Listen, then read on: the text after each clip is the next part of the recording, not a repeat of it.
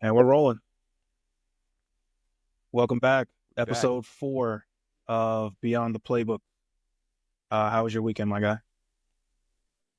It was a good weekend. Good weekend for me. Got a lot of picks right. Feeling good. Up 2-0 in the series so far. You got a lot of picks right, but there was one game in particular, the game that matters the most. That's okay. That That's okay. okay. That's okay. All right, well, let's jump right into it and review, go over our week, what was that, 17 game picks? Overall, I went 7-4. You went 9-2. Let's break it down. Ooh. 9-2 is tough. 9-2 is tough. Starting with the Bengals Broncos. That was a good game. That was a great game, actually. Yeah. Uh, Yeah. Bengals pulled it out. They needed that win, obviously, to keep their playoff hopes Yeah. alive. To stay alive. It's still slim for them, Yeah. but at this point, they're alive. Joe Burrow, another monster game. 39-49, 412 and 3 touchdowns. Man. 4-12. 412 and 3 touchdowns. If only they had a better record, he would be smack dab in the middle of MVP He'd talks. be number one for me. Yeah. Yeah. With He'd the be numbers number he's one for putting me. up, yeah. More passing yards, more touchdowns, 6 interceptions.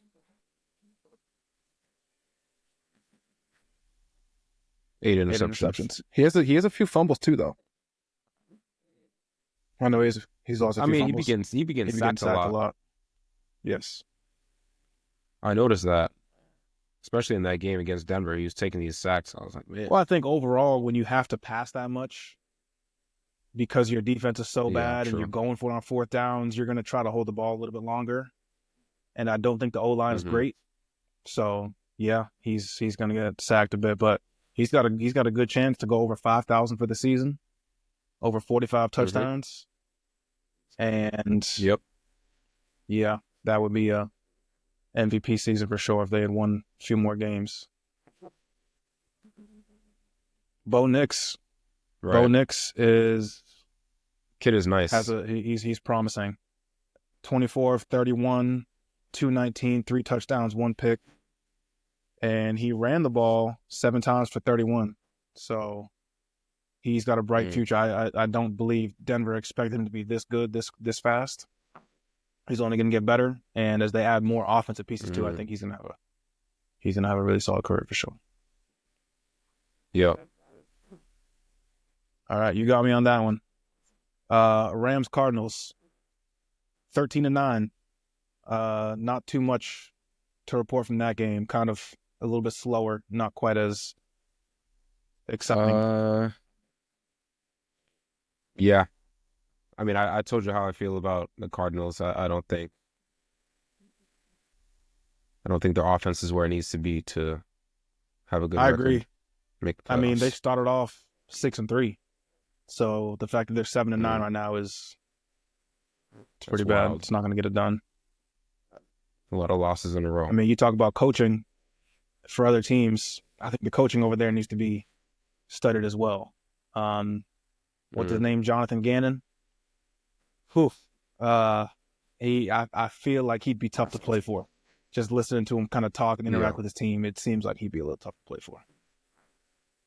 Yeah, and I think like the organization in general to give the quarterback the contract that you gave them with all these different incentives and clauses, little like one-off things that they need to do in order to get their money. I wouldn't be happy if I was Kyler. Like I understand, like it comes like it's based on your performance and comes with the territory. Like if they notice you haven't been studying or whatever the case is, then they can put that in your. They have every right to put that in your contract. But to me as a player, am I thinking I have a real chance to win a Super Bowl with a team that is going to put in all these different clauses in my contract saying I need to do X, Y, or Z? Like why can't I just be me?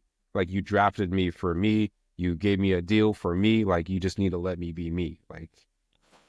If I want to go home and play Call of Duty instead of studying, then that's who I am. Like that hasn't changed his entire time in the NFL. I don't think the clause is going to change that. Yeah, I don't know. I mean, there had to have been situations where certain things are coming up in meeting rooms and he's not as dialed in as needed in terms of just knowledge of coverages, checks, play calls, things of that nature, which is why they gave him that clause. That's tough. Mm-hmm. That's tough. I mean, you shouldn't let video games influence you or stop you from knowing what you got to do on the football field, especially when you're making that Mm-hmm. kind of money. If it's just some random job, okay, Mm-hmm. fine. Making that kind of money, being the face of Yeah. a franchise, if you like to play video games or Yeah. do stuff outside of football, that's fine. But if you let it impact you, Mm-hmm. not knowing the playbook or not knowing the calls and checks, that's an issue. Right. So, Yep. I agree 100%. I think when you're making that kind of money, that can't be in the category of things that's going to distract you from being the best because you're getting paid to be the right. best. Agreed. Jets Bills. We both got that one right. I don't think neither one of us expected the mollywhopping that happened, 40-14, and the 14 points the No. Jets scored was in garbage time. It was really like 33-0, 40-0. They didn't score until Tyrod Taylor came in, so that was bad. That was Mm-hmm. bad. Yeah, no, I mean we both expected a score from Devontae, which didn't Nope, happen. I think Garrett Wilson caught a touchdown in garbage time, but other than that, they couldn't get anything going on nope, offense, not at and all. it was kind of it was somewhat expected. Yeah, and we talked at the end of last week. What do you do if you're the Jets? How am I going to bring Aaron Rodgers back? Yeah, I mean it sounds like the players don't want him back.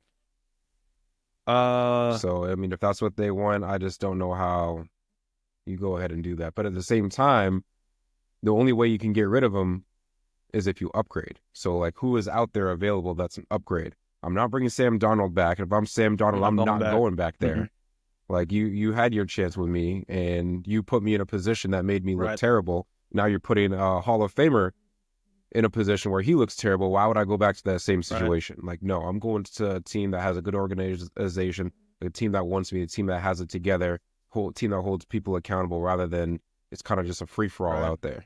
You know, Sauce Gardner off saying all different kinds of stuff about his team. Got Garrett Wilson saying kind of stuff about his team. Got Aaron Rodgers saying kind of stuff about his. It's like, yeah, that can't happen. I mean, if I'm them, I'm looking at the draft because they got a pretty high pick at 4 and 12. They got a pretty high pick in the draft, so I'm looking in the draft for a possible quarterback. In my mind, there's a lot of places they can go, a lot of directions they can go to be an upgrade. I think you can find a lot of quarterbacks that can win you 4 or 5 games, and if you win 5 games or 6 games, that's an upgrade, which is crazy. Talking about Aaron Rodgers, and I like Aaron Rodgers as a player. He's just at the point now where he ain't got it no more. I think he's at that point where falling off the cliff.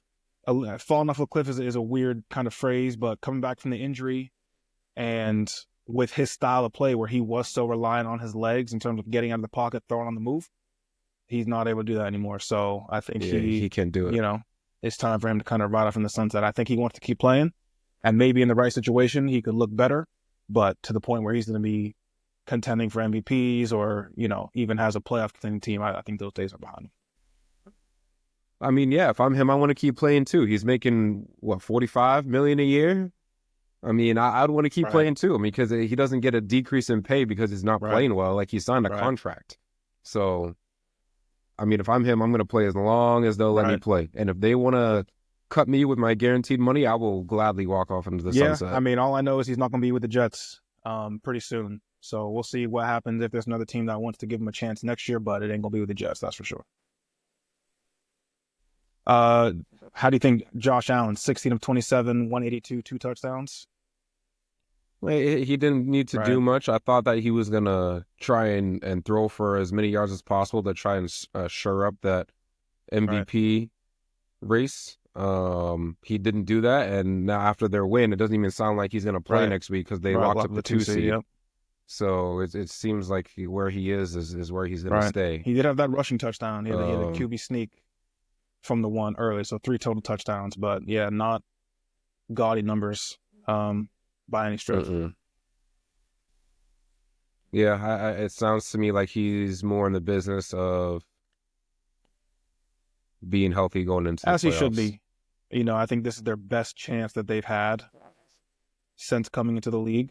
So why squander that by trying to chase an MVP where if you win the MVP and don't win the Super Bowl, that's almost more of a negative than it would be the positive of actually winning the MVP. See Lamar Jackson, people talk about he can't win the big game. He's overrated. He's this, he's at the third, despite him having 2 MVPs just because he hasn't broken through to the Super Bowl. So if I'm Josh Allen, I'm doing the same thing. Mm-hmm.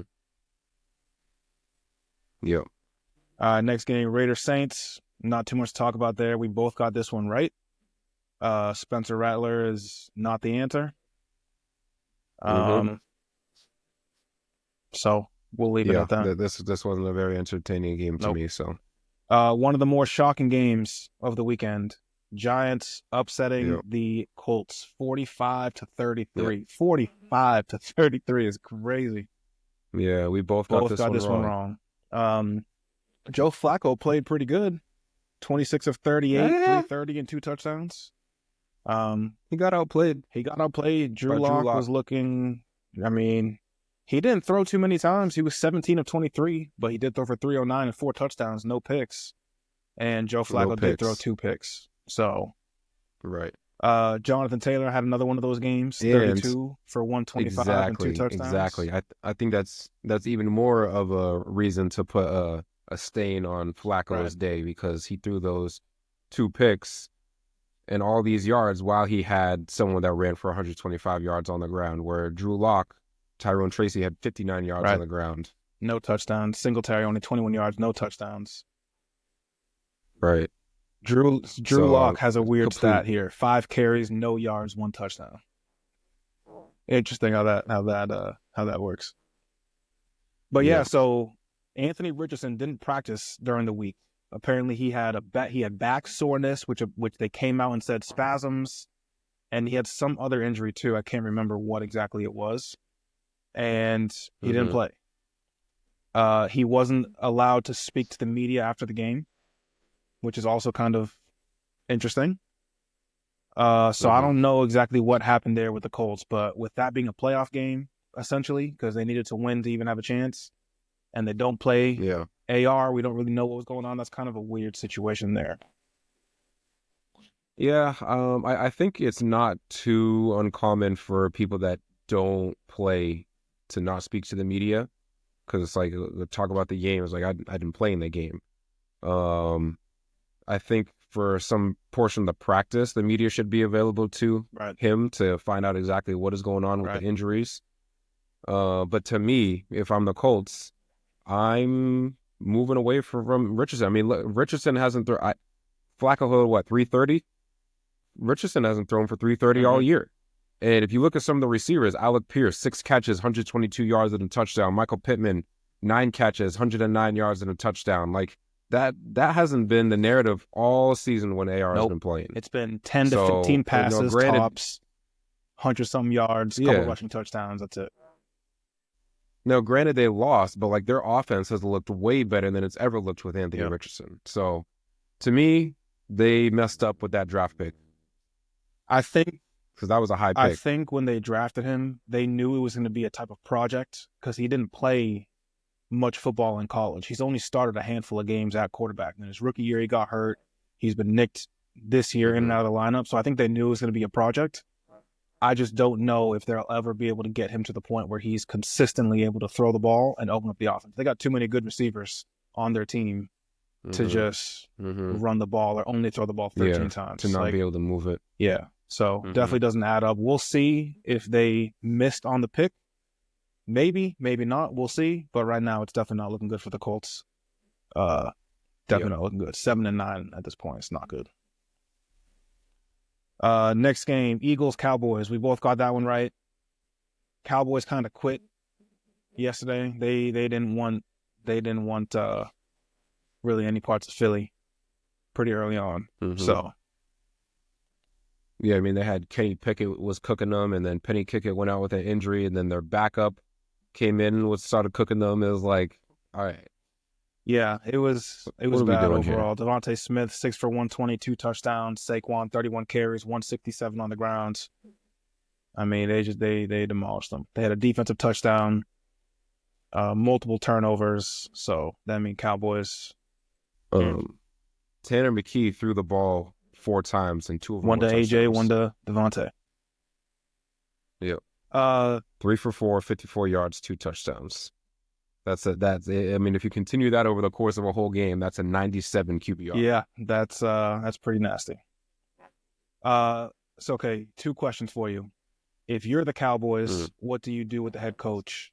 And what do you think the Cowboys are going to do with their head coach? Like, what do you think they should do, and what do you think they're going to do? It's probably two different.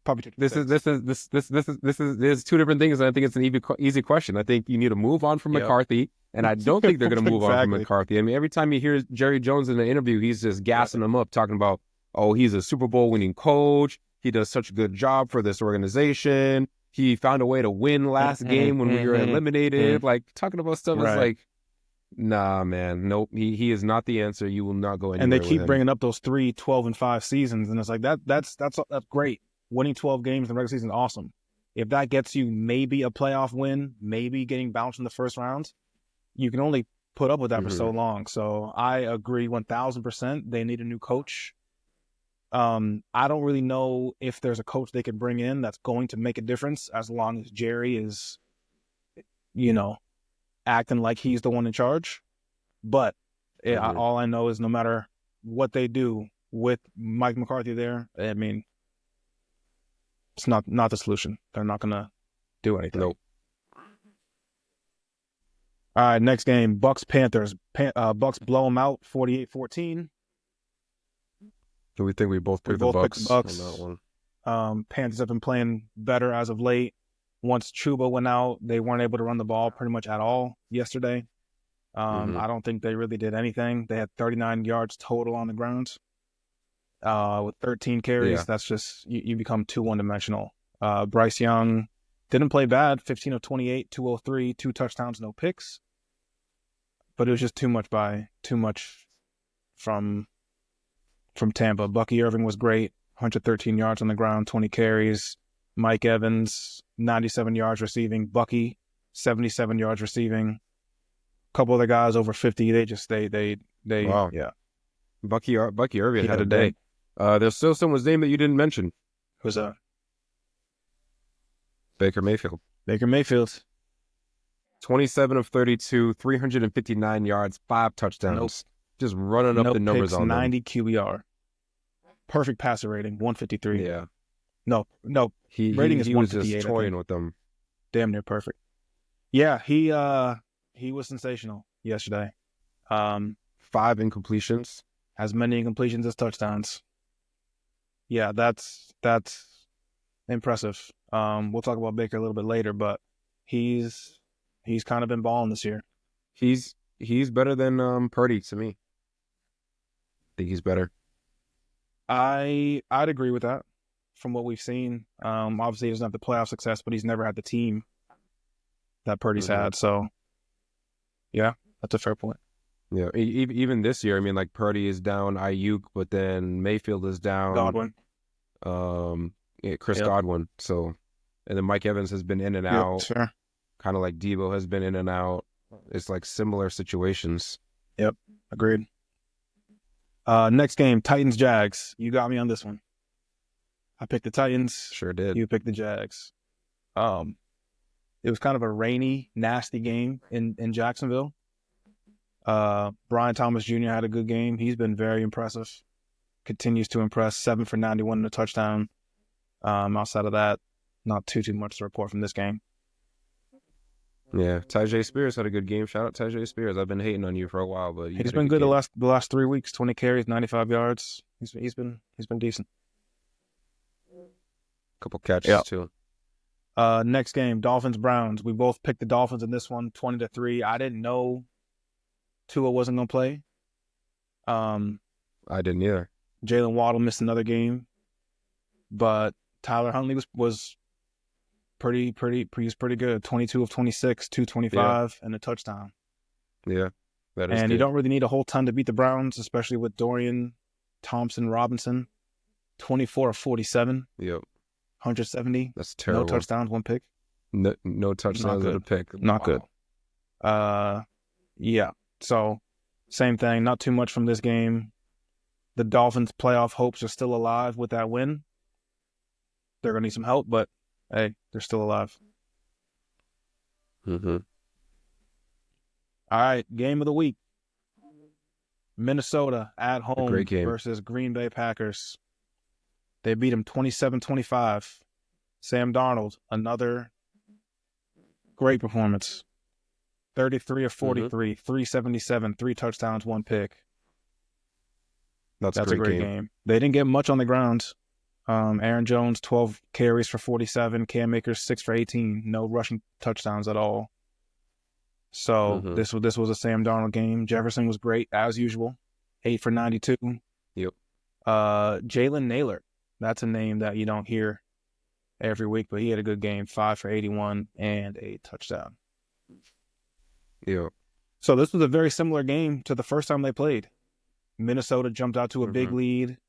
Green Bay came storming back, looked kind of in garbage time, made it close, and cut it to a 2-point win. So, I mean, I feel like this game was a little bit further apart than what the ending score was, because for a lot of the game, it was 27-10 until the fourth quarter. So, yeah. But yeah, it was a good game. I had the Packers winning this game. Jordan Love did not play up to the standard that I'm accustomed to him playing to. But I think that goes to credit the Vikings defense for doing their job and keeping him in check as much as possible. He did have some help on the ground with 104 yards from his running backs and 2 touchdowns. They were efficient too, but playing from behind is just tough. It's like you can't just keep handing the ball off, getting 4 yards of play when you're down 17, 2 scores. I'm going to be honest with you, bro. I am not completely sold on Jordan Love. I think he's more a product of a good system. I think they're a run-first team. And looking at his numbers this year, he's thrown for 3,320 yards. He missed 1 or 2 games early in the season. He's got 25 touchdowns to 11 picks. And he's only completing 63% of his passes. So I don't know. For whatever reason, I don't see what I think a lot of people maybe see from Jordan Love. Is he a bad quarterback? No. I don't think he's really that type of guy who you can win a Super Bowl with, honestly. Super Bowl will be tough. I think you need more from your receiving core if you're going to be considered in the Super Bowl conversation. But I also don't think that his numbers accurately reflect like where he is in terms of talent. I mean, he's got people above him: Caleb Williams, Bo Nix, Brock Purdy, Kirk Cousins, Kyler Murray, Aaron Rodgers, like all these people who have more passing yards. Passing yards. But I wouldn't necessarily put all those guys above him. Or honestly, I don't know if I'll put any of those guys above him. The only people I'd probably put above him is like Herbert, Jaden Daniels, CJ Stroud. I'm taking Bo. It's a tough one. Bo Nix. Yeah, I'm taking Bo Nix over him. I'm taking Brock Purdy over him too, bro. Because they play in the same system. They play in the exact same system. LaFleur and Kyle Shanahan, they have the same offensive system and very similar weapons. I think I'm not gonna go there. I'm not gonna put I'm taking Purdy over Jordan Love at this time. So yeah, I'm not 100% sold on Jordan Love. We'll have to see what happens going forward. Even their playoff win last year, he played great. I think that was more bad Dallas than good Green Bay. For sure. Oh no, I give you that. That one playoff win he has, that doesn't hold much weight for me. Yeah, bro. I'm not too sold on Jordan Love. We'll have to see, but he's not. I don't see it. All right, last game yesterday, Commanders Falcons. You got me on this one. You took the Commanders. I took the Falcons. This was a pretty good game. I'm surprised you took the Falcons. Well, I knew that the Falcons needed a win to get, to stay atop their division. So did Washington, but I think Washington had a little bit more wiggle room to play with. They could have still clinched next week if they didn't win. And I just expected a little bit more. I think if Atlanta was able to stick with the run in the second half, they would have had a good chance to pull it out. They were up 17-7 at halftime, It's their defense, and man. then their defense just fell Is apart. terrible. I texted you this last night. I haven't seen a defense miss as many tackles as Atlanta did in a long time. It was bad. It was really bad. And once Washington figured out they couldn't tackle, they just ran it over and over and over and over, and there was missing tackles. There was one play in particular, I counted 5 missed tackles on like a 6-yard gain. I'm like, man, it was bad. It was really bad. Yeah, I do remember there was one play where I think I don't remember what the receiver was, but someone caught the ball and they were running towards the goal line. It was like within the 15-yard line, and someone made a hit like 3 yards after the line of scrimmage, and like it didn't even look like he even tried to tackle him. He looked like he just tried to like bump him. I think I know what play you're talking about. I think it was 24 on Atlanta. He just came use his shoulder, gave him a little bump. Yeah, like use his shoulder. I don't know what that was, but I'm like, if I never played football, not a down in my life, but if someone did that to me, you're not tackling me with that effort. There's no way. 100%. But yeah, I mean, Atlanta was running the ball great in the first half. Bijan had 2 touchdowns, 60-something yards in the first half. They were running the ball great. And then in the second half, once Washington was able to figure out they can't tackle, and they just ran it at them, the time of possession was so lopsided. That being said, Michael Penix still moved him down the field, game time drive. Mm-hmm. I'm probably going for 2. Kyle Pitts. I'm probably going for 2 if I'm Atlanta in that situation. Whenever I'm on the road in that situation and I go drive down the field, game tying drive, whatever the case may be, I feel like I'm going for 2. You got the momentum. That was a 4th and 10, 4th and 11 when he hit Kyle Pitts. Kind of sucked the energy out of the stadium. I'm going for 2 there. It was a similar situation when Cincinnati played Denver. When they made that same thing, last second touchdown, I'm going for 2 there as well, especially being on the road. But they didn't do that. Went to overtime. Washington got the ball first, drove down, and easily scored. Jaden Daniels to Zach Ertz. Yeah, it's such a tough decision because you're damned if you do, damned if you don't. If you go for it and you don't get it, oh, why'd you go for it? Just kick the extra point, go to overtime. And then if you're in this situation, you kick the extra point and you lose the coin toss, oh, you should have gone for 2. So it's like 100% results based. If it worked out, they praise you. If it doesn't work out, why did you do that? It's always going to be that way. I just like the idea of being aggressive, especially on the road. You know you can't tackle. You just saw the whole second half you not being able to tackle. And it's not like Atlanta was moving the ball and they were scoring. It was a shootout in the second half. They didn't really get much going at all. So in my mind, we finally got a drive, punched it in. I'm going for 2 and going from there. I think that when you've been behind for as long as they were, at that point you're playing with house money. You're like, you're not even supposed to be winning this game. So at that point, and you have a chance to just win it in regulation, I think you got to take it. But like if you were up the majority of the game, the other team came back and took the lead, and now you have to come back and score a touchdown. I think in those situations, maybe play it safe and just kick the extra point and live to see another day, because the other team, just came all the way back, just squander that by not making an extra point.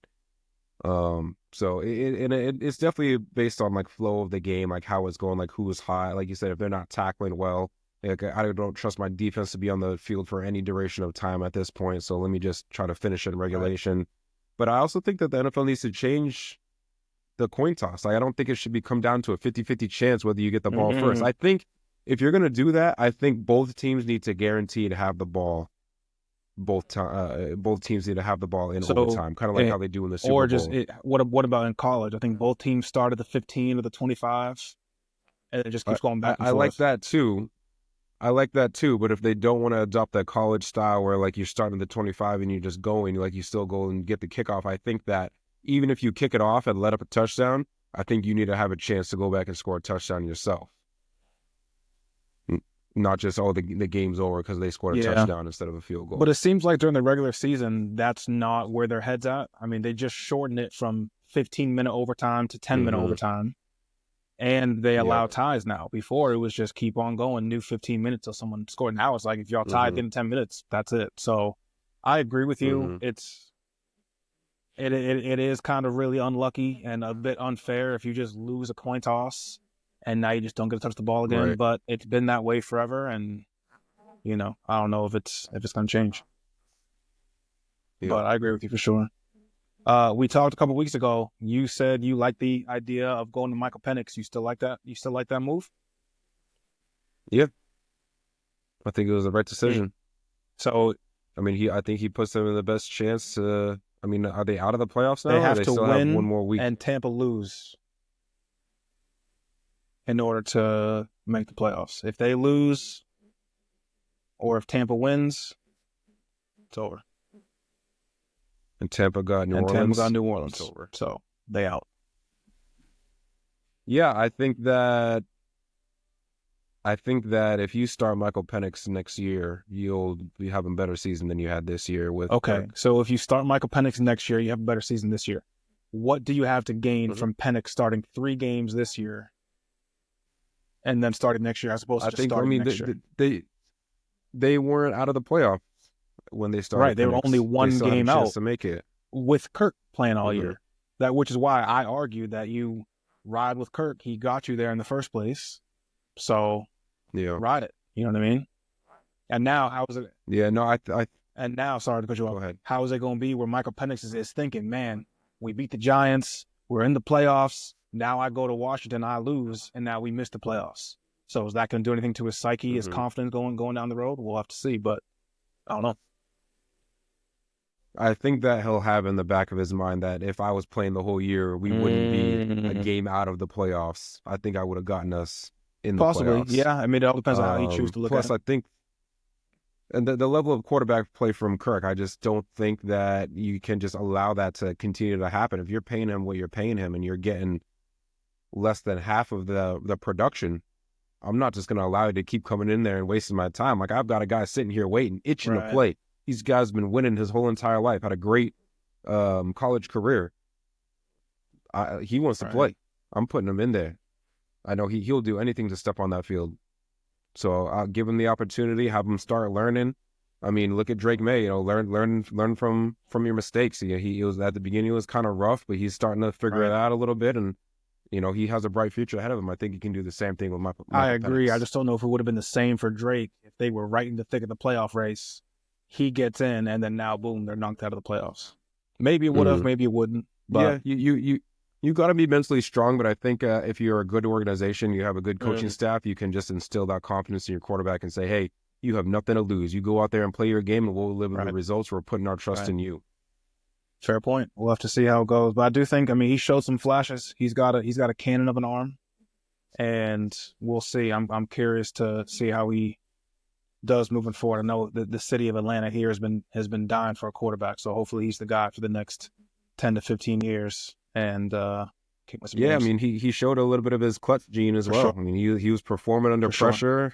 You know, he did miss that one throw to Drake in the quarter of the end zone on 3rd down, but then he came right back on 4th down and hit Kyle Pitts for the touchdown. So that was impressive to me.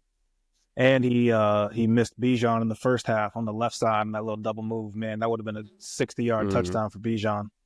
But hey, it is what it is. It is what it is. All right.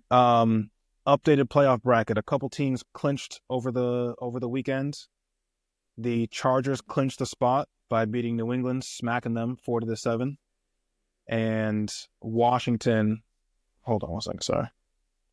And Washington clinched by winning last night. So the only thing that can flip in the NFC playoff race is Tampa and the Falcons. We just talked about that. Tampa wins, they're in. They lose, and Atlanta wins, Atlanta's in. In the AFC, Denver there's only one spot left in the AFC. If Denver beats the Chiefs and the Chiefs ain't playing their guys, they're in. If Denver loses, Miami and Cincinnati have a chance. If Miami wins, Denver loses, Miami's in. If Miami loses, Denver loses, Cincinnati wins, Cincinnati's in. I'm putting my money on Denver to make that. And if they all lose, Denver's in. Yep, I'm putting my money on Denver to get that last playoff spot. What you think? I'm going to go out on a limb here. Let's hear it. I'm going with Cincinnati. Wow. I'm going with Cincinnati. I think Kansas City can beat Denver it depends on who plays.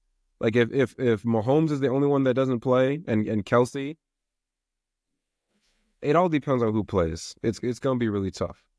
But I'm hoping, not betting, I'm hoping that Kansas City will win, Miami will lose, and then Cincy will have a chance to get it, because I just want to see Cincy in the playoffs. They're the most fun team to watch out of all those three. I like Denver, but offensively, Cincinnati is the most fun team to watch. And could you imagine a first round Cincinnati at Buffalo? That'd be fire. That would be fire. I'm down. The problem is just the road for Cincinnati is just so tough. I mean, you got Denver, who's going against Kansas City, that might have only their backups. And then you've got Miami, who's playing the Jets. Going against the Jets, who, like, you don't know what kind of performance the Jets are going to put out there. And then you've got Cincinnati, who now you got to go and play Pittsburgh at Pittsburgh. Like, there couldn't be a harder road. Divisional game. The odds are not in their favor, but I'm just hoping, praying that they can pull it out somehow, some way. I'm with you. I would love to see that. If I'm a betting man, I'm saying Denver gets it, just because they're playing Kansas City with no, playing against their backups. So, but yeah, I mean, it should be fun. Kansas City, I think, obviously is still in a great situation, and the first round matchup should be pretty good. I know Baltimore still has to play their starters, because if they lose and Pittsburgh wins the division. But if I'm Baltimore, I'm watching, because if Pittsburgh loses, I might not play my guys, because they play Saturday. Pittsburgh and Cincinnati play Saturday. Baltimore doesn't play till Sunday. So if I'm watching that game and they lose and I clinch the 3 seed and the division, I'm not playing my guys. No, so the thing is, Baltimore plays Saturday against Cleveland at 4:30. Okay. Pittsburgh plays at 8. So Baltimore just has to play. See, the NFL's smart. They know what they're doing. NFL smart. They know what they're doing for sure. But if I'm Baltimore, you got Cleveland. You'll be okay. It's Cleveland. Not about losing. You just don't want anyone to get nicked. You want to give you guys as much rest and be as healthy as possible. Yeah, but maybe you can blow it open by halftime, and then you got your starters are only playing the first half. Right. Agreed. But yeah, we'll see. We'll see what happens there. And that leads us to our next topic. I'd say the game of the year. Next Sunday night, Minnesota at Detroit for the 1 seed. Now, here's the thing. No matter what happens tonight with Detroit and San Fran, even if Detroit loses, next week is still winner takes the 1 seed and winner takes the division. If you're Detroit, are you resting your starters tonight? If you are the decision maker. No. Even though you're already so depleted and you got all these injuries. On defense, yeah. So would you rest your defensive starters, play your offensive guys? Whoever you have left, no? Nope. I'm trying to win the game. Even though it doesn't matter. Okay. Yeah. And I think Dan Campbell has the same kind of mindset. I don't think he cares. He's playing his guys regardless. Yeah. Because what you don't want to have happen is you sit your team, and then you come out next week kind of sluggish or not, whatever. When next week is you're playing for that bye week. So if you win this week and win next week, great, you got the bye. But if you slip up, now you're playing on the road round one. Nah. And especially with, like, look at Minnesota, like they had a tough game against Green Bay. Like that game helped them as an organization, as a team. Like confidence builder, knowing we can beat them, showing that we can play at a high level. I think if you're Detroit and you go out and lose to who they're playing tonight, you go out and lose to San Fran because you got all your backups, and now everyone's kind of be like that, like you're not as excited, you're not as happy. But like if you win, your energy is high, everyone's feeling good. Let's go into next week and let's take this division and this bye week. I agree. Hey, I told you this was happening. I told you this was going to happen. They were going to play for the division. You did. And I got Minnesota, which is going to be so deflating for Detroit, being the clear-cut number 1 team all year. And then now if you have to go on the road and play first round. Looking at the standings, I think the NFL is very top-heavy right now. I mean, there's a lot of teams that have won more than 12 games. I've never seen that before. I like, if I can recall correctly, like in the past, it would be like, obviously before they added in the extra week, like teams would go like 12-4 would be like the first or second best team in the league would be 12-4. Now we've got multiple Kansas City 15-1, Buffalo 13-3, and then in the NFC, Minnesota 14-2, Philly 13-3. Detroit has a chance to be 14-2. Like, I've never seen multiple teams have 14 wins, and if after tonight we'll probably have 3. Yeah. And shoot, if they win again, then there'll be 2 teams with 15 wins. That's never happened. I can tell you right now, there's never been 2 teams that won 15 games in the season. Despite the extra game, doesn't matter. Yeah. I wonder why that is. I mean, obviously we know that it's all about the quarterback. I don't know if it's just that there's been a regression in quarterback play overall, or if it's, some quarterbacks have been injured. I don't really know exactly why that is, but that is interesting, having so many top heavy teams. But that's kind of what you want, though. You'd rather have it be like that. That way, when the teams do get into the playoffs, you have the best matchups possible. Yeah. So, it's going to be fun. It's going to be a fun playoff run for sure. And then it's kind of the same thing on the opposite side. There are 4 teams that are 3-13. I've never seen that. And then how many teams only got 4 wins? Like, you have 3 in the AFC, 1, 2, 3 with 3 wins, and then 3 more with 4 wins. NFC, 1 team with 3. There's 5 teams. Yeah. 5 total teams with 4 wins. Plus the 3 with 3. And 4, and then 4 teams with 3 wins. So, yeah. Yeah, so you got some bottom feeders for sure. But, hey, it is what it is. Obviously, it's going to fluctuate year over year, but this has been an interesting year. But I like it. I'm looking forward to that next week matchup, and give me Minnesota as the 1 seed, despite all the people been sleeping on them all year. Give me Detroit at home. Give me Dan Campbell going for it on 4th and 1 in their own territory. It's going to lose him a game, bro. To ice the game. It's going to lose him a game. He's going to do that early on the 30 or something like that, and they're not going to get it, and it's going to flip the game right there. I like the aggressiveness, but eventually it's going to come back to bite him. There's gonna be less than 2 minutes left in the game, and he's gonna have 4th and 1 from his own 30. He's gonna go for it. Okay, and get it. Okay, we'll see. All right, Saquon Barkley just passed the 2,000 rushing yard mark. I think it was the 8th or 9th time in NFL history that's been done. He needs 101 yards to break the record. He's playing the Giants next week, which is crazy how it's shaped up to be. The team that let him go, he's now playing them last game of the year with a chance to break the all-time rushing record. Philly is locked in to the 3 seed, I believe.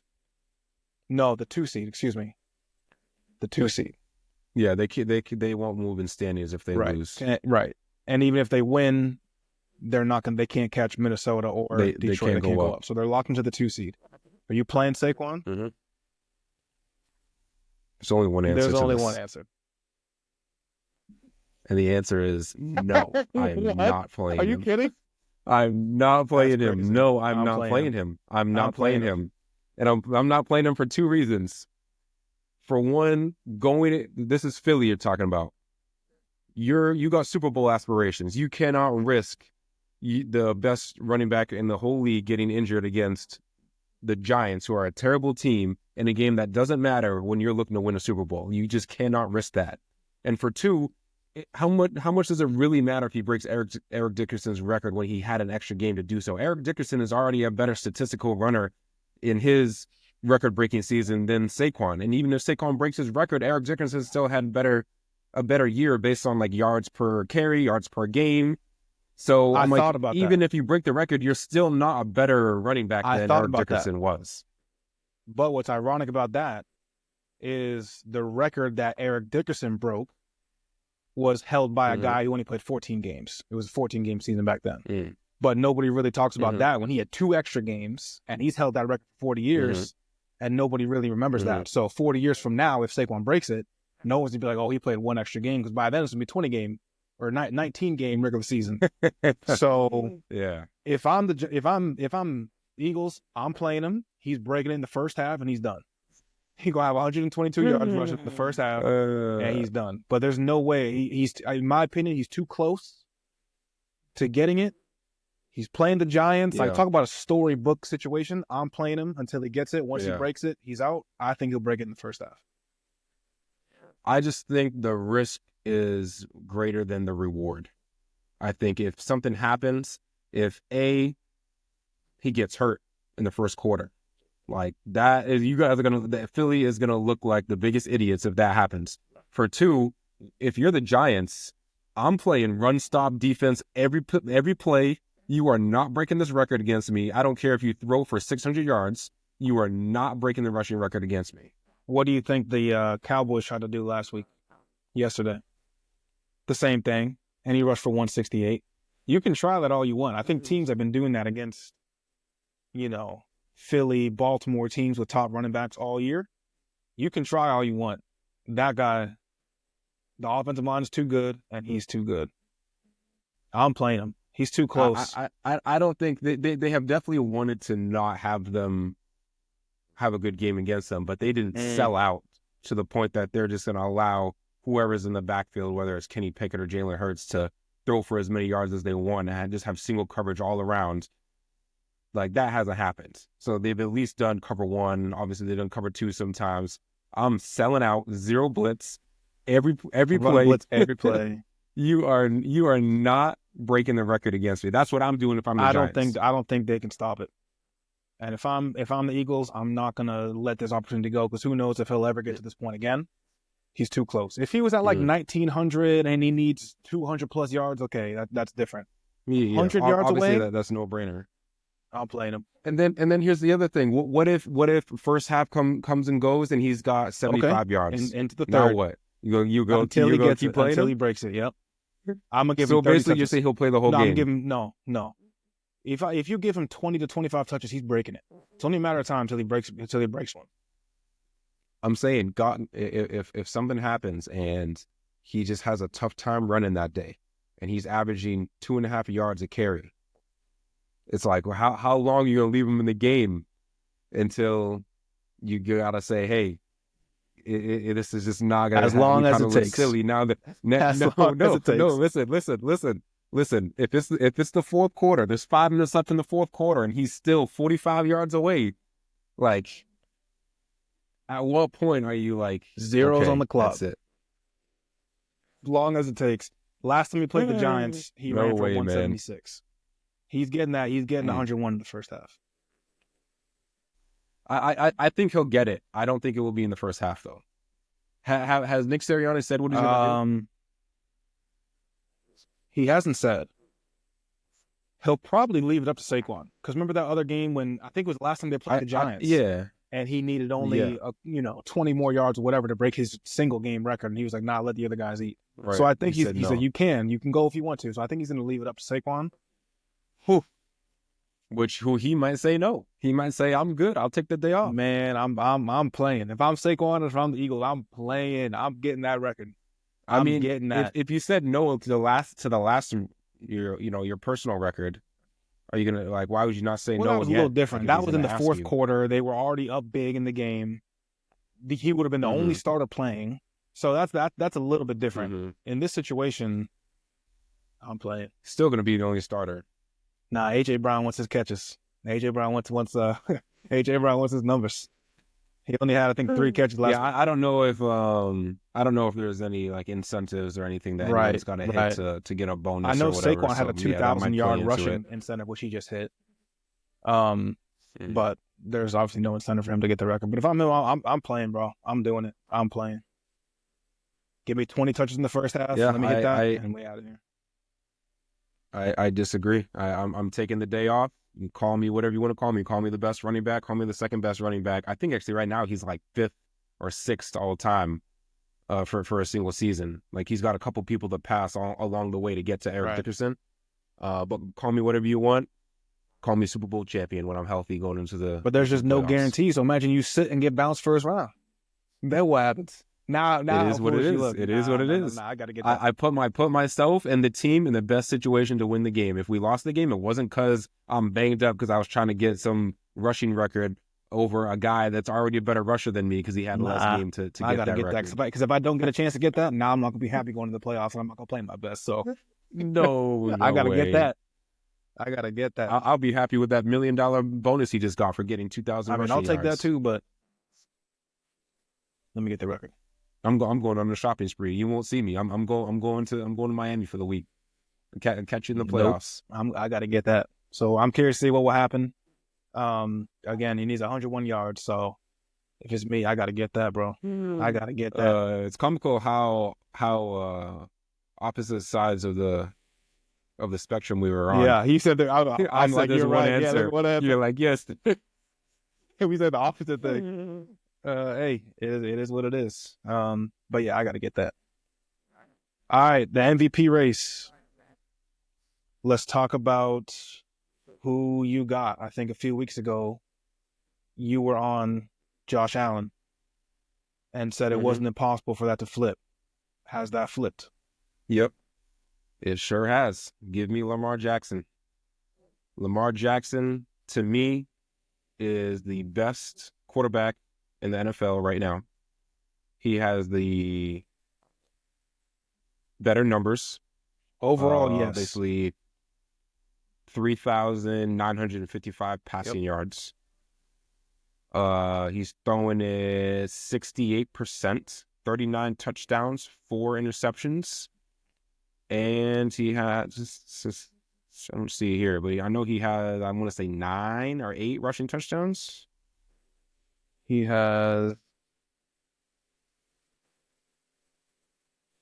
I don't see it here. But then you have Josh Allen, who has 3,700 passing yards. He is throwing it 63%, so at a little less efficient clip. And he's got 28 touchdowns with 6 interceptions. So he has less touchdowns, more picks. The only thing that Josh Allen has on Lamar is a better record. And I don't think that is the full story when it comes to the MVP race. It's the most valuable player. How valuable are you to your team? And I think if Lamar Jackson was not on the Ravens, I think their record would be a whole lot worse. Obviously, same Josh Allen, same thing. But so I honestly, I think it's kind of, Lamar Jackson does have a little bit better supporting cast. I'll give him that. But I think the touchdown interception ratio is what seals the deal for me. And then the fact that Lamar's going to play this week, so his numbers are going to look even better, and Josh Allen's going to sit this week. So my question is, when does the voting go in? Is it after? Goes in after. Goes in after. Okay. Does it change your opinion knowing that Lamar has a 1,800-yard rusher in his backfield and 14 touchdowns? It factors into the decision, but no, it doesn't change. Because you got to think too. Yes, Henry has 1,800 rushing yards. James Cook's got 1,200 or almost 1,300 scrimmage yards and the most rushing touchdowns in the league with 15. So James, it's not like they don't have a running back. James Cook is also taking a huge load off of. He's legit. Josh Allen. So Josh Allen, yeah, he's legit. Yeah. Who you got? I'm with you. I mean, I said Lamar a few weeks ago. And since then, Lamar's outplayed Josh. So I still think it's Lamar as well. I think his numbers are the best he's ever had. And from where they start, I think they started, 1-3, 1-4? They started off really slow this year. And people were all panicked about them and then, whatever.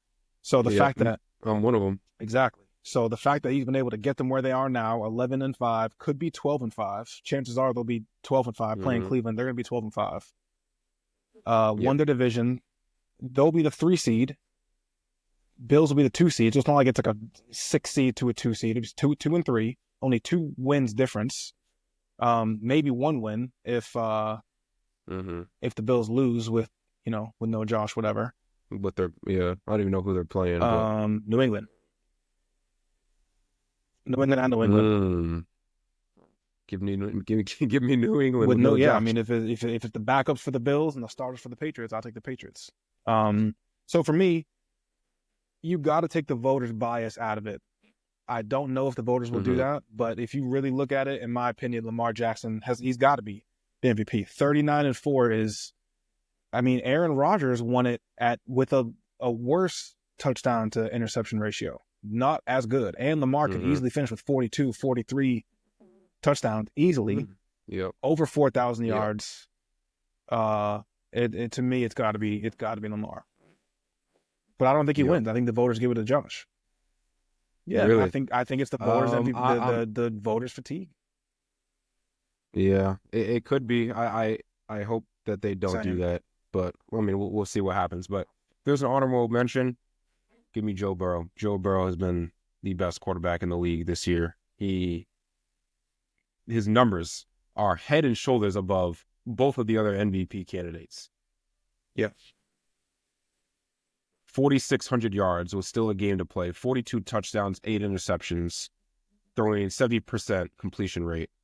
That's better than both Lamar and Josh Allen. Yep. It's just because his record, what is he? 8 wins? 8-8. Yeah, I mean, you can't win MVP when you're 8-8. Because that'd be like averaging 32 points a game in the NBA on a team that's below 500. On a bad team. You're never going to have MVP considerations like that. If you're the best player on a bad team, those numbers got to translate to winning. If they don't, you're not going to be the votes. For sure. I agree. Yeah, I mean, Joe Burrow's having obviously a amazing season. He's that dude. Yep. All right. Give me your surprise player for the year. We'll start at quarterback. Which quarterback this year exceeded your expectations and had a standout year? Yeah, so I'm going to go with Baker Mayfield. I did not see him retaining the starting quarterback job for the Buccaneers as the successor to Tom Brady. Like, that are some big shoes to fill. But he came right in, played well his first year. I think he was on a one-year deal his first year. Yep. And then, and he proved it, and he got a big deal. I think he got 43 or 45 million a year. I think he's closer to 33. I think he's 3 years, 100, I think is where he's at right now. I think he deserves it. But he's second in the league in passing yards, 39 touchdowns, 15 interceptions. 15 picks is a little 72%. High. It's a little high, but when you have 40 touchdowns, I think that's okay. And then plus he's completing 72% of his passes. Second in the league, I think. I think only Tua. No, that's. I know Tua's 72.9. The second in the league. Yeah, that's second in the league. Third. And Tua, Malik Willis 73.2, but we can't count him. He's having enough attempts. Can't count that. Second in the league. So Tua, but and Tua has 19 touchdowns and 7 picks. So like, yeah, his completion percentage is better, but like the volume of that he's throwing. Let's see, Tua, how many pass attempts he has? 399 attempts, 538, and Baker has 538 pass attempts. So obviously, if you throw more, your percentage is more likely to drop, and you're more likely to throw both touchdowns and interceptions. But I just think 39 touchdowns, 15 interceptions with almost 4,300 passing yards was still a game to play. That was surprising to me. If you told me that Baker Mayfield was going to be number 2 in the NFL in passing yards, I'm going to say you're crazy. And on top of that, he lost Chris Godwin in week 6, week 7, who was top 2 or 3 in the league in receiving yards at the time. And then he lost Mike Evans for 5 games this year. So yeah, I agree. Baker Mayfield this year has been sensational, playoff team. And I think if he has another season like this next year or somewhere in the ballpark, he's going to get another extension, even bigger, and be up over 40 million a year, which he absolutely should. Mike Evans. Yeah, if he's going to continue to play like this, I might say over 50. I mean, Dak's getting 60. And Baker's better. And imagine if Tampa can win a playoff game. As of right now, they get it's going to be tough. They're going to get Detroit after Minnesota gets the 1 seed. They're going to get Detroit. Or if Detroit wins, they'll get Minnesota. So either way, it's going to be tough. But I think they could beat Minnesota. I'm just kidding. I'm just kidding. Crazy out here. No, I agree with you.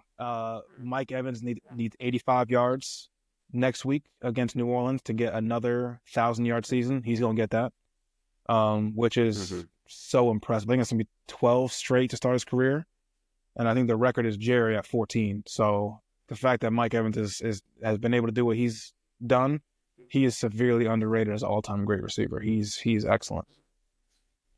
Yep. Baker Mayfield was going to be Who's mine. yours? Since you took Baker, I got to go Sam Darnold. He was supposed to start the year as a backup. No, he was supposed to start the year as a backup. Right.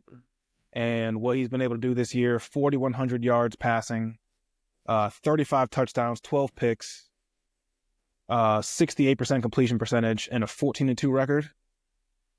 Man, I mean, talk about a bounce back. And you know what's so crazy? 2 years ago, Carolina had both Baker Mayfield and Sam Darnold on their roster. Yeah, I saw something today like that when so Sam Darnold was a starter, and they had Baker playing like scout defensive team, end on the scout team. Like it's crazy. That is wild. It's crazy.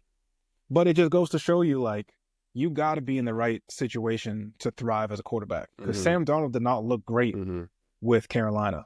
When Baker Mayfield got his chance to start, he did not look great with them. And once they go to situations where they got weapons, the organization is good, we've seen what they've been able to do. But, I mean, to me, with Sam Darnold on a one-year deal, expected to be a backup to a rookie, gets thrown in training camp, and then does what he does now, all I know is there are going to be teams lining up to sign him, whether it's Minnesota or somewhere else. He has earned himself a big payday, and hopefully he's able to continue to have the success he had this year. Hopefully he gets put in a situation where it's the right situation, not some, bottom feeder team that has no weapons. Hopefully he finds a good situation, finds a home just like Baker did. But Sam Darnold, I mean, I don't think anybody expected this at all. Yeah, so if I'm Sam Darnold, I'm re-signing with the Vikings. I'm hoping that they can give me more than $35 million. But even if I have to take a hometown discount, not hometown, but if I have to take a discount to stay where I am, I'm going to do it because, like you said, it's about the situation that they're in. So if I thrive in the situation that you put me in, I want to stay in that situation. And then again, like we talked about last episode, he'll probably still start over J.J. McCarthy if he comes back next year. And then Minnesota was the team that gave him a chance. So if you give me a chance, I want to reward you for giving me the chance. Take a shot on me. Prove the doubters wrong. Let me get my payday. I'll continue to stay here and be your quarterback for the next 2 years. I mean, I think it really just depends. It depends on what Minnesota's offering versus what other teams are offering, and then also which team. Because if you can go to another team that has a decent foundation, good weapons, good playmakers, and he's making a significant amount more than with Minnesota, I'm taking that. If it's comparable, or if it's a situation where I'm going to a team that does not have any weapons, I'm not doing that, and I'm with you. I'm staying with Minnesota. It just depends on what the contracts look like and how big of a difference it is between Minnesota and other teams. So, any teams on the top of your mind that you would go to if you're Sam Darnold? That need a quarterback? Would you go to Dallas? No. No, absolutely not. They've got weapons. I'm thinking like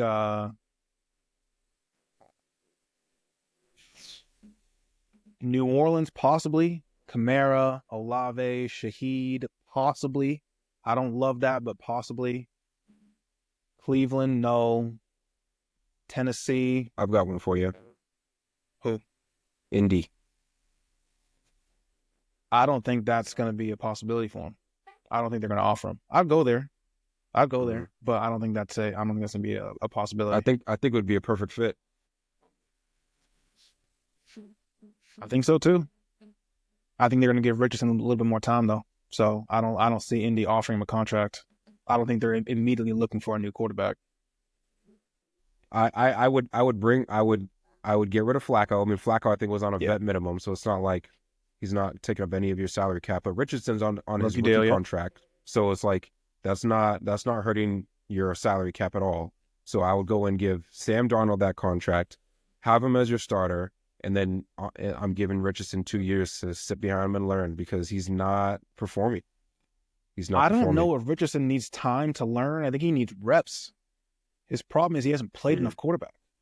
So if you bring Sam Darnold in and he's going to play the next 2-3 years, you're not going to really know what you got with Richardson.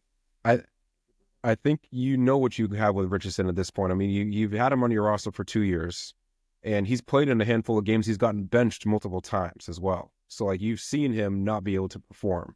So at this point, instead of messing with his psyche, putting him in, taking him out, putting him in, taking him out, be like, son, you're going to sit down on the bench, and you're going to learn for 2 years. And if you can't do that, then you're not going to be a part of this team when it's time for that extension. All these other rookie quarterbacks that are playing well are earning their extension, and they're going to get a big payday. So if you want to do that, you need to do what you need to do.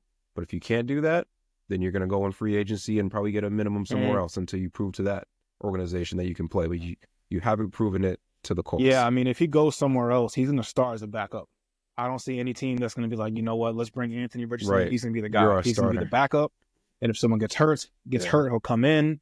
If they're doing terrible in the season, he'll come in, see what he can do. But I agree. I think he's got a lot to prove before he can get an extension.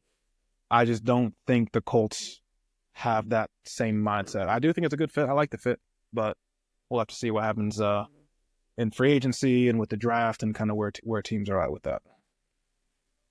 He can go start for the Giants or he can start for the Jaguars. Jags still got Trevor Lawrence, and they're paying him max. So they got a few years before they can do anything at quarterback. Giants, they're going to try to get someone in the draft. We'll see what happens with that. Not that they won and they won themselves out of the first pick, but hey, we'll see what happens there.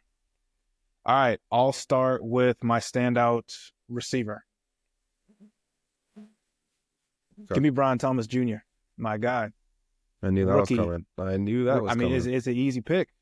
Rookie receiver. Yeah. Came in and played with Trevor Lawrence, who was struggling big time this year. Trevor Lawrence was out with, I think he had a shoulder for a couple games. He missed. Mac Jones came in. Trevor comes back, gets a concussion out for the year. Mac Jones. He's got 80 catches for 1,179 yards, 10 touchdowns. He's fourth in the league in receiving yards as a rookie with Trevor Lawrence and Mac Jones throwing the ball. That to me is extremely impressive. He's got a chance to be, I mean, if he plays next week, he'll be at least top 3. He should pass CD, who's not playing. He's only 20 yards, 15 yards behind CD. So he could be a top 3 receiver in terms of receiving yards with double-digit touchdowns. To me, that's extremely impressive as a rookie. I didn't see that coming. I drafted him in fantasy, but I did not see this type of year coming for Brian Thomas Jr. Yeah. No, I agree with you. He's having a great season. I think that's a great pick for standout receiver.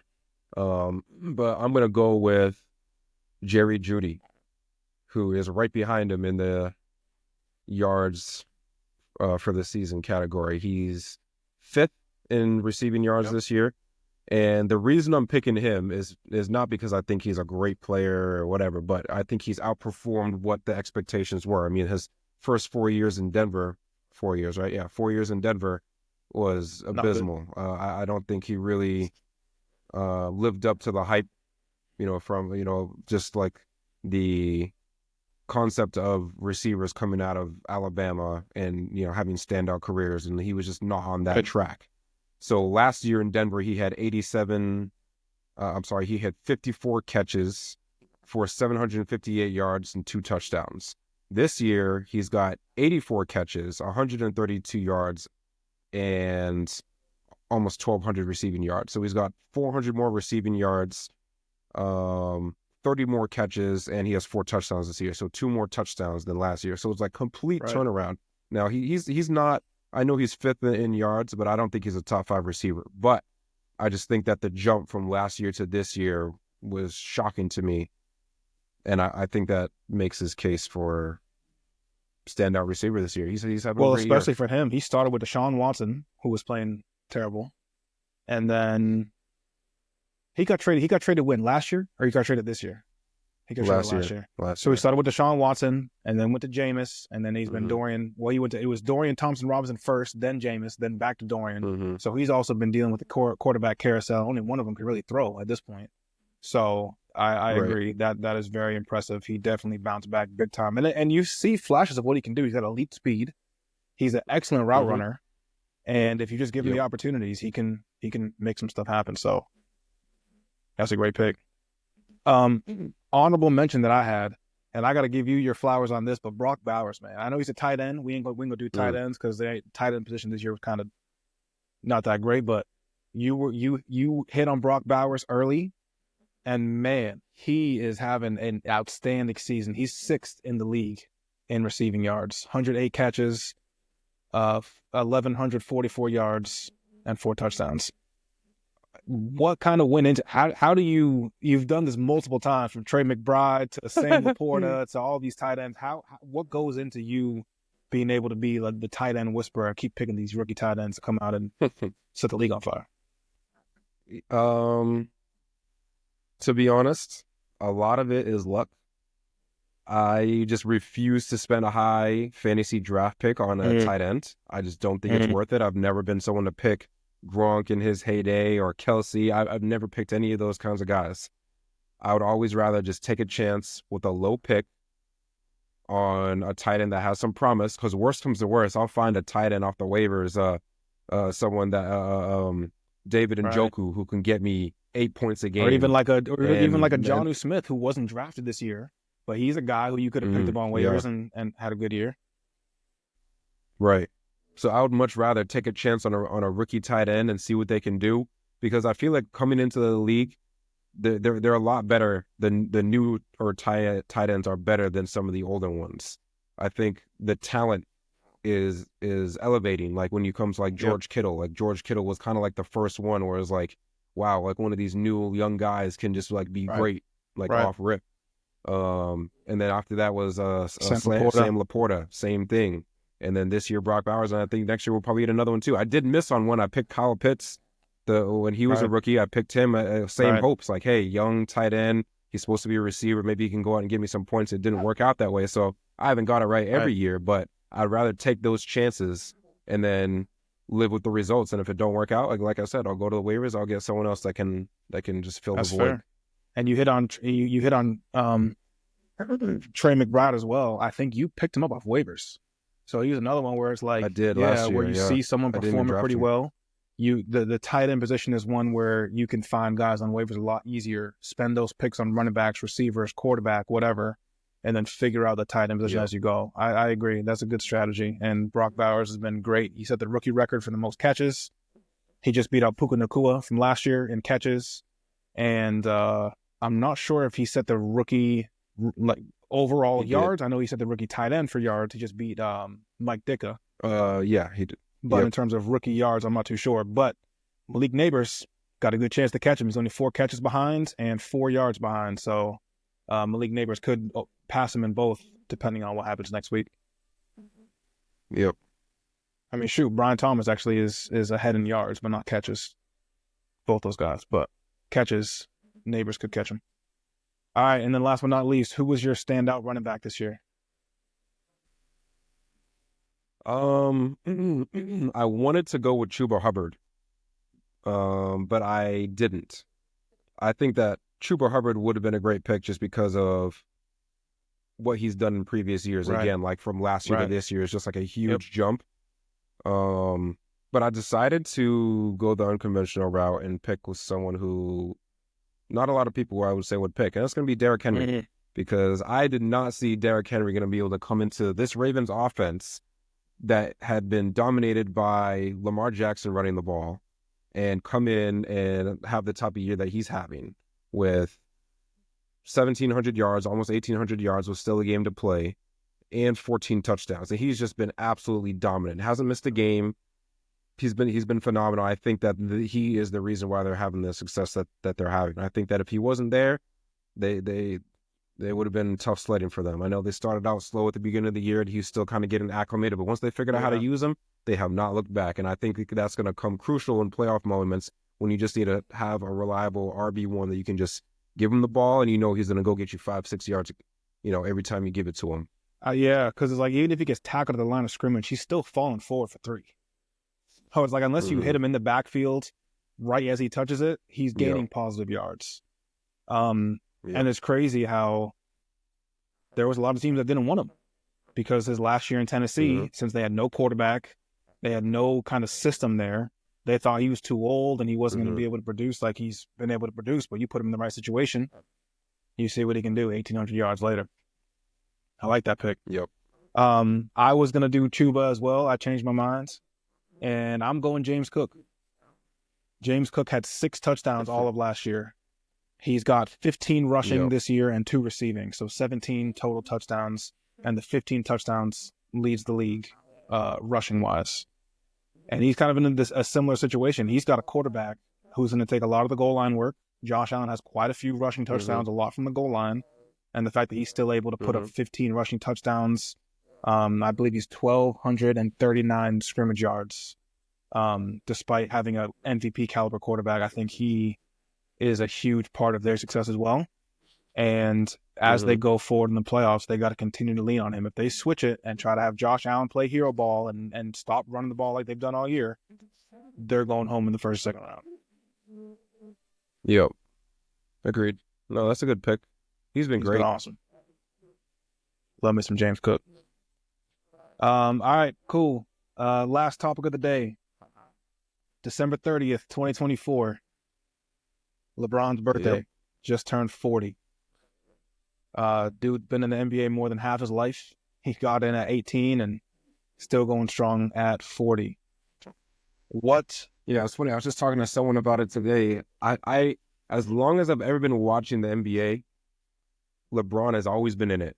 Like, I remember when I was really little and, like, Dad would have, like, the Bulls on when he was watching Jordan, but I only remember, like, a play or two. I really don't have any memory of, like, watching them play. And even then, I was, like, 5, 6 years old. So did I really know what was going on? No. So basically, as long as I've ever been watching the NBA, LeBron has been in it. So, like, when he's done, it's going to be weird because, like, we've never seen the NBA without him in it. Yeah, I was thinking about that in terms of, like, my favorite memory of LeBron or whatever the case may be.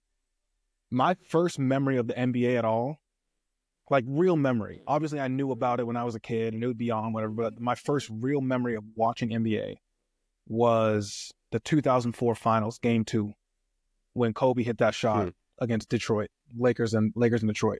That's the first time I really remember watching basketball. And that was 2004. And LeBron obviously came in the league in 2003. So, same. My whole life that I can remember watching basketball has had LeBron in it. So, what is your favorite LeBron memory or most memorable? And you can give a couple. It doesn't have to just be one. But what are, It's so tough, it really man. is. I mean, there's so many. Growing up as a kid when I was younger, it was that dunk that LeBron had on over KG when he dribbled between Pierce and Poe. That came little around in and out and banged on KG. Yeah, that was like, I watched that play on YouTube over 100 times. And then kind of from the next era, I wouldn't really say I have like a favorite play. Maybe play, maybe game, maybe moment. But the moment was it's hard to say. It brings pain to my soul when I say it. But that game six at Boston in the Eastern Conference Finals, 2012, 46 points, 15 like 18 rebounds. I think it was 45, 15, and 5. Yeah, 6 assists. It was absurd. That really hurt my soul. But that was one of the best performances I've ever seen in my entire life. On the road. Hostile environment. On the road. Yeah. Down 3-2 in the series. Yeah. That one hurt my soul. But I got to say, after all, and then kind of in the next phase, the best moment I would say was 2018 NBA Finals Game 1. Mate, he was a monster that game, bro. I've watched that game back quite a few times. 51, 8-8. 19 of 32 from the field, 3 of 7 from 3, 10 of 11 from the line. Just monster game. And I just remember watching it. I was just in awe. I just could not believe the performance. And it was like from the get, I've watched that whole game from start to finish before. From the get-go, their first possession, driving in and layup. Like, he wasted no time to just start attacking. Down. And we've never seen him take over I can't say never, because in that Celtics game, he kind of did the same thing. But it's very rare that we ever see him just decide to just be like, you know what? We are winning this game, and I'm going to take us to the promised land. I don't care what I have to do. If I have to shoot the ball every single time, we are winning this game. And I just seen he just had that look on his face. And it all seemed like it was all going to come to fruition until the end of the game, when it all came crashing down. They ended up losing by double digits in overtime.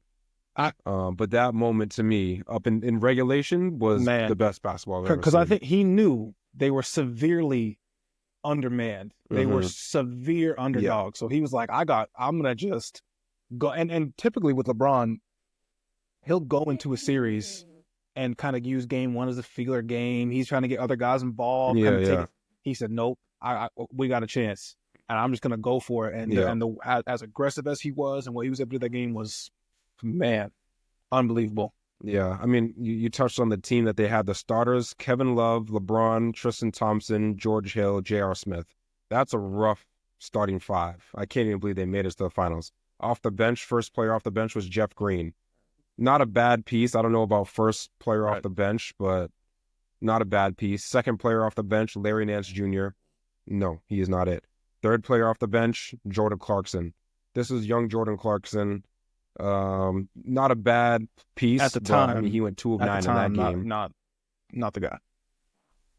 Yeah, and then your fourth player off the bench in your rotation was Kyle Korver. So, yeah, he had no business even being in the finals with that team. And I think they beat the Celtics. They just came off of Game 7. Yeah, so they just beat the Celtics in Game 7 to advance to the finals. That was another one of those games, too. Yeah, it was. That one hurt my soul as well. And then the Warriors just came off of a Game 7 against Houston to advance to the finals that same year. No CP3. They were down 3-2. No CP. They were down 3-2. They walked them down as well. Yeah, man, I agree. And it is so tough to pick because there are so many. I want to throw out like 7 games right now that I can remember. One game that I think gets slept on and not talked about quite as much is, what was it, 07, the year they went to the, it was either 07, the year they went to the finals against the Spurs, or 05, the year after the Pistons won. They played Detroit in the Eastern Conference Finals. I think it was Eastern Conference Finals. I think this was 07. I think it was 07 too. And Game 5. 25 straight and 29 of the last 30. And that's off a team that just won the chip. Knocked off the Lakers, winning 3 in a row. That was Lakers won 1-01, 02, 03. Pistons 104, and the next year after that, after Detroit won the finals, beat the Lakers, kind of ended their dynasty with Shaq and Kobe. Bron's able to do that, and that series, Detroit went up 2-0. They won the first 2 in Detroit, and I remember not really knowing too much about basketball then. I knew about this Lebrons James. I called him back in the day Lebrons. Lebrons James. And Detroit went up 2-0. I'm like, man, this series over. They won the next 2, Cleveland, and then that Game 5. LeBron did that, 25 straight to end the game. That, to me, opened my eyes to who he is and who he became.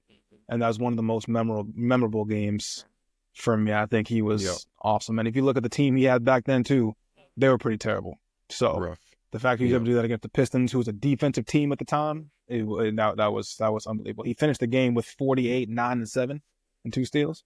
Nasty. 9 rebounds, 7 assists. Nasty. So, but I mean, I could go on and on and on. There are so many games that I remember from him where he's just, nasty, dominant. Yeah, I remember you put me onto him, actually. I remember back in the day, he was on the cover of Sports Illustrated, and you're like, I really like this guy in the NBA. His name is Lebrons James. I'm like, Lebrons James? I never heard of Lebrons James. And then I seen a couple games. He must have been nationally televised. I seen a couple of games, and he was just, I just remember he was dunking everything. That's all I remember. I was just like, he could play. But I was always a Kobe guy, so it was kind of hard for me to get on that bandwagon because I was like, Kobe. But yeah, LeBron, different species. And I was thinking about it today too. You had mentioned even on here that he's your GOAT. He's my GOAT as well.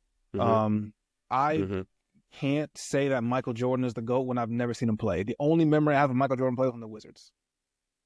So if I wasn't alive during the time, or if I wasn't watching basketball when he was, doing his three-peats, the first three-peat, the second three-peat, whatever, I just don't know how I could really pick him as the GOAT, despite how many, highlights or, whatever I've watched on YouTube. And then if you just look at the career accomplishments and how long LeBron's been playing and the fact that he's 40 now in year 22, still playing at this level where he's easily a top 5 player, top 10 player in the NBA. I mean, to me, it's LeBron. My whole life of watching basketball, it's been LeBron. Yeah, so I agree with you. But do you think that some of the other statistics that other people talk about factors into it? So say you had watched Mike play and he was everything that he's cracked up to be. Do you think that 6-0 in the finals weighs that much over 4-6? I think the 6 weighs more over the 4, not the 6-0. Not no, the losses? Because would you rather make it to the finals and lose or lose in the first round? I would definitely rather make it to the finals, but I think that the argument that everyone else is having is that on the biggest stage, MJ showed up and performed and won every single time, and you can't say the same about LeBron. And I feel that for sure. But to me, it's worse losing in the first round, getting swept in the first round. That means you're kind of like it is not bottom feeder, but you're kind of terrible. You're kind of ass if you're gonna get knocked out or swept in the first round. So I could see the argument for sure. There's really only one finals where I'd say Bron didn't show up and play well, and that was his first one. No, not his first one. His second one against Dallas. First one, they wasn't gonna beat the Spurs with that team. Him being so young, they shouldn't have even been in the finals as a team. And he showed up. Mm-hmm. The Dallas his second finals against Dallas, he didn't play well. He definitely didn't play well. But all the other ones that he lost, like 16 points per game or something, pretty terrible. Like that. But the ones they lost, 2014 against the Spurs, when the Spurs made the historic amount of threes, I don't really know what you expect. The historic amount of points. It was like the most points scored in a. Right. I don't really care who you are as a player. You're not beating that team. That team was just. That was their year. Mm-hmm. We know what happened the next year. The Warriors, when Bron went back to Cleveland, and Bron lost Kevin Love and Kyrie. Mm-hmm. I don't know. It still took them to 6. Took them to 6. They went up 2-1. That was a game 2. That game 3. That was another very historic LeBron. That was one of those ones. LeBron game. He was nasty that game. Obviously, they won in 16. Yep. KD goes to the Warriors. They lose 17-18. I don't really know if you could expect anything else from him. So, And then you win in 20. Which people try to discredit that one. To me, that one's harder. To me, that one was harder. Yeah. Obviously, you have less pressure per se because you're not in an opposing arena with the fans there and whatever. But, being away from your family for all that time, having to quarantine, this, that, and the third, a lot of the other teams cracked, and he was able to keep his team together. But at the same time too, they were the best team in the league before COVID hit. So they were well on their way before COVID hit, and they just kept it going. And for that was a weird year too, is there were no super teams that year. Like there was no the Warriors were broken up, the Celtics were still up and coming, the Nuggets were still up and coming, Miami still hadn't done anything like that. That was the first year that they made it to the finals with that. I mean, the Bucks.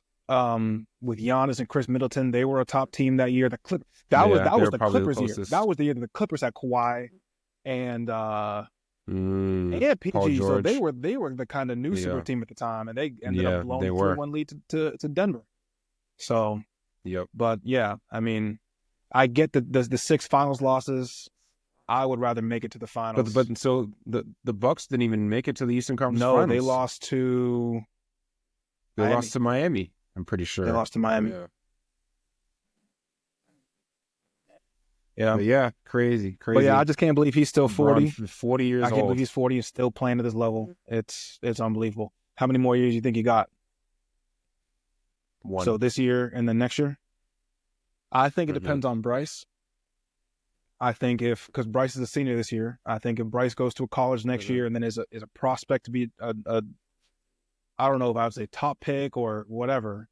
I think Bron may want to play 2 more to play with both his sons, play 1 year with Bryce, then be done. Yeah. I'm not sure, but it's 1 or 2 more years, then he's done. I agree. Yeah, I don't think he's going to end up playing with Bryce. I mean, you can kind of see it his body is not as enthusiastic to play basketball like it used to be. And they always say, like, if you don't love the game, that's how you know. If you no longer love the game, it's time to retire.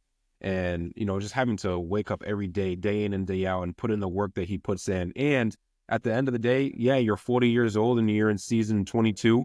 But at the end of the day, you're still LeBron James. There'll be people coming for your throat every single night. Now. Like, you can't have a night. You get now. So you cannot take a night off and just be like, you know, I'm tired. It's late in my career. No one will care if I just have a bad night. No, they will absolutely care if you have a bad night. And you're going to make some young rookie's day if they dunk on you or something. And be like, I dunked on LeBron when he was still playing. He was still the GOAT at the time. You can't do it. So if you're not playing at an elite level, it is time to hang it up. And I think he only has one more year playing at this level. I just think if he does continue to play, they just got to give him breaks like they just gave him. They just gave him, 10 days off?